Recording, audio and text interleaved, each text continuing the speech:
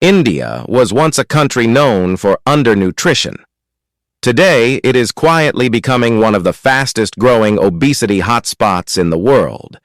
This isn't just about junk food, laziness, or lack of willpower. If it were that simple, villages wouldn't be leaner than cities, women wouldn't suffer more than men, and young professionals wouldn't feel exhausted all the time. What's happening in India is the result of a perfect storm. Food habits, work culture, stress, hormones, urban design, and daily routines we rarely question. And as we move into 2025 and 2026, this storm is only getting stronger.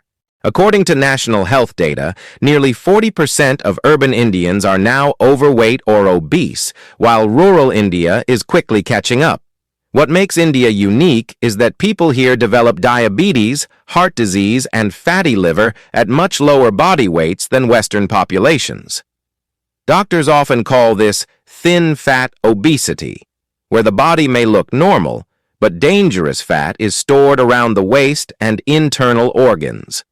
This pattern is especially common across North India, from Delhi and NCR to Punjab, Haryana, and Uttar Pradesh. Among men, weight gain is closely tied to modern work culture. Long desk hours, extended commutes, constant deadlines, and digital fatigue mean very little daily movement. Exercise becomes something to schedule and often gets postponed indefinitely. After long workdays, food and alcohol become rewards. Alcohol in particular adds calories without fullness and lowers self-control, leading to overeating late at night. On top of that, stress plays a massive role. Indian men are still socially expected to be primary earners, yet rarely taught how to manage stress or rest without guilt. Chronic stress raises cortisol levels, which increases hunger, pushes fat storage toward the belly, and worsens insulin resistance. The result is a hardworking man who appears successful but develops silent metabolic damage. For women, the challenge is even more complex. Everything men face is compounded by biology and social pressure. India has some of the highest rates of hormonal conditions like PCOS and hypothyroidism, especially after pregnancy. These conditions slow metabolism, increase hunger, and make fat loss far more difficult. Yet most weight loss advice completely ignores this reality. Urban women also face severe time poverty, balancing careers, household responsibilities, caregiving, and emotional labor. Very few women are able to exercise consistently, not because of laziness, but because movement has been removed from daily life. In contrast, women in rural North India still walk, squat, lift, and move throughout the day as part of normal living. There's also a deep cultural contradiction at play. Historically, a fuller body symbolized health and prosperity. Today, ultra-thin beauty standards dominate social media and advertising. This clash leads many women into cycles of crash dieting, guilt, emotional eating, and hormonal disruption. Ironically, fat shaming increases stress, and stress itself promotes fat storage. Food habits are another invisible driver of weight gain.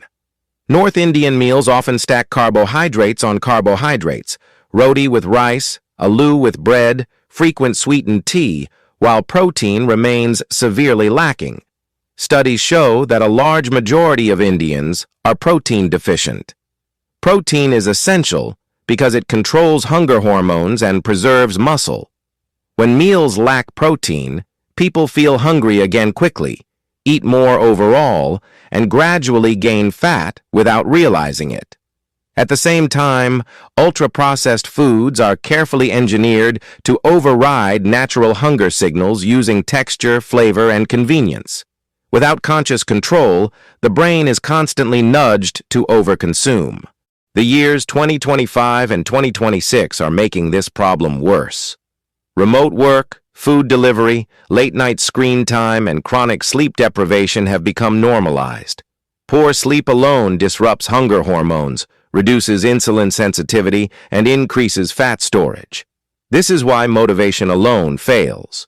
Motivation fades, but discipline, small, repeatable habits, actually changes outcomes.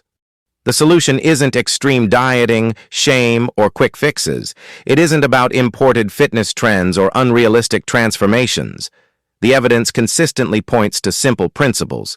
Daily movement built into life, sufficient protein at every meal, protected sleep, stress management, and consistency over intensity.